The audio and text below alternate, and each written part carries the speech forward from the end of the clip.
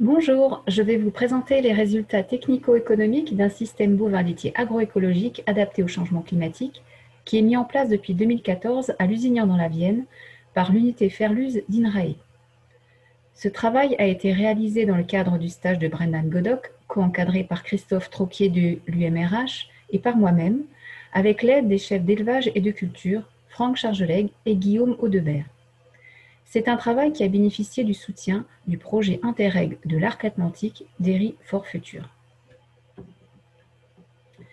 Ce système de polyculture élevage, nommé Oasis, comporte un système fourrager de 91 hectares pour 72 vaches laitières. Il est basé sur l'allongement du pâturage grâce à des prairies temporaires multi-espèces et des couverts diversifiés, et aussi sur l'économie d'intrants en développant l'usage des légumineuses. Les stocks sont également diversifiés et comportent à la fois du sorgho, du maïs et des métailles. Certaines cultures peuvent être soit pâturées, soit récoltées en fonction des conditions climatiques de l'année.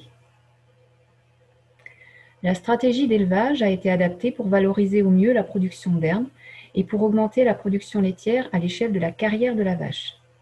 Pour cela, nous avons mis en place 2 périodes de vélage centrées sur le printemps et l'automne, des lactations allongées à 16 mois, et un croisement rotatif à 3 voies. Les résultats techniques obtenus après 4 ans de mise en place sont satisfaisants. La production laitière du troupeau, comportant 84% de vaches croisées en 2018, montre une nette augmentation des taux de matière grasse et dans une moindre mesure de matière protéique comparée à 2014.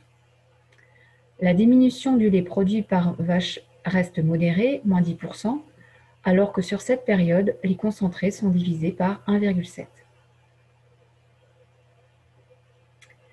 Les résultats économiques ont été évalués avec l'outil Diapason sur la période 2014-2018. Un certain nombre de données ont été simulées, parce qu'elles étaient inexistantes, pour s'approcher des exploitations commerciales de la région. C'est le cas par exemple de certaines charges de structure, des amortissements et des frais financiers, ou encore du nombre d'unités de main-d'œuvre exploitant. Nous ne vous présentons ici que les résultats obtenus en 2014 et en 2018. Ces résultats montrent que les charges globales ont diminué de 18% entre 2014 et 2018, alors que les produits essentiellement constitués par la vente de lait n'ont diminué que de 9% sur cette période. Notre système étant basé sur la diversité des espèces fourragères, et notamment prairiales, et sur les légumineuses, les semences représentent près des 2/3 des charges opérationnelles végétales et 20% des charges opérationnelles totales. La diminution des charges globales entre 2014 et 2018 est surtout liée à la forte baisse des achats de concentrés et à celle des frais de reproduction. Les résultats technico-économiques obtenus en 2018 sur Oasis sont comparés ici à ceux de 3 types de systèmes laitiers du réseau Inosis. Le premier correspond au cas type de la zone centre-ouest dans lequel se situe le Poitou-Charentes et il est basé sur l'herbe. Il est très proche d'Oasis en termes de structure. Les 2 autres sont des moyennes obtenues sur des systèmes de l'ouest de taille plus importante, l'un à dominante herbagère et l'autre basé sur le maïs. Le lait produit par vache sur Oasis est en moyenne 17% inférieur aux autres systèmes qui utilisent 3 à 4 fois plus de concentré. Grâce à cette maîtrise des coûts de production, le système Oasis permet d'avoir une meilleure efficacité économique qui correspond au ratio entre l'excédent brut d'exploitation et le produit brut, comparé aux autres systèmes laitiers.